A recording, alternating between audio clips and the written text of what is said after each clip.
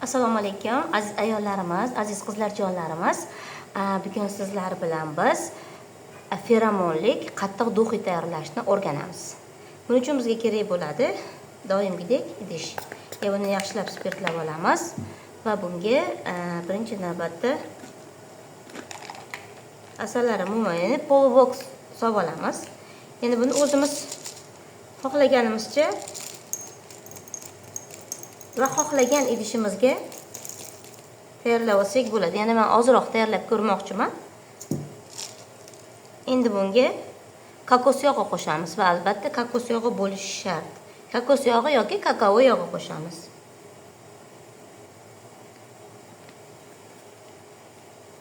Endi bunga bodom yog'i qo'shamiz.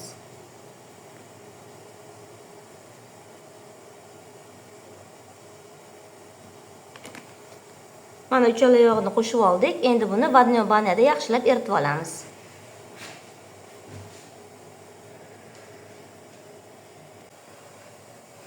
Mana massalarimizni eritib oldik. Endi bunga o'zimiz xohlagan birorta atirni adushkasidan qo'shamiz. Adushka degani ya'ni bu yog'li massa bo'lishi kerak.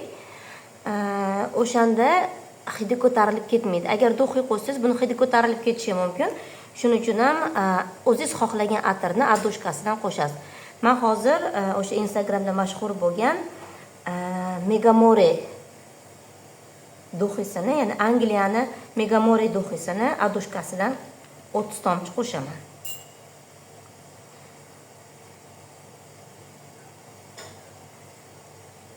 Ya'ni o'zingiz xohlagan atirni, ya'ni qo'shsangiz bo'ladi.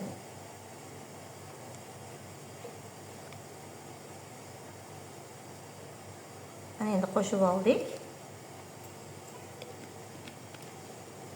Endi xohishga qarab turib bunga o'zingiz xohlagan endi qo'shimcha blesk yaltiroq qo'shsangiz bo'ladi. Men shunda ozgina qo'shmoqchiman.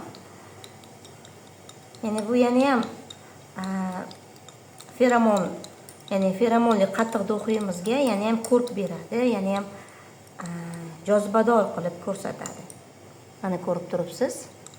Feromonli duximiz tayyor. Buni o'zingiz xohlagan idishga solib ishlatsangiz bo'ladi.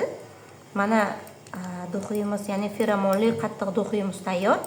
Endi buni idishlarga quyib olamiz. Menda shunaqa idish bor, shuning uchun shunga quyaman hozir.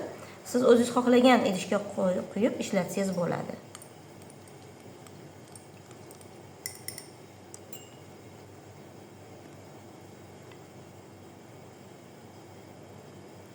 Hidi judayam o'tkir chiqdi. Ya'ni bu ancha munchaga terizdan ko'tarilib ketmaydi, anchagacha turadi. Mana shunaqa idishlarga quyib, endi buni qotirishga olib qo'yamiz. Aziz ayollarimiz, mana feromonli duxiylarimiz tayyor bo'ldi. Bu judayam hidiga gap bo'lishi mumkin emas, judayam xushbo'y. Buni bemalol olib, xohlagan joyingizga mana surtib ishlatsangiz bo'laveradi. Ya'ni bu judayam xushbo'y feromonli duxiylarimiz tayyor. Judayam hidi zo'r. Asosiysi bu hidi tez ko'tarilib ketmaydi. Judayam uzoq vaqt saqlanib qoladigan feromonlik qattiq duxiylarimiz mana tayyor.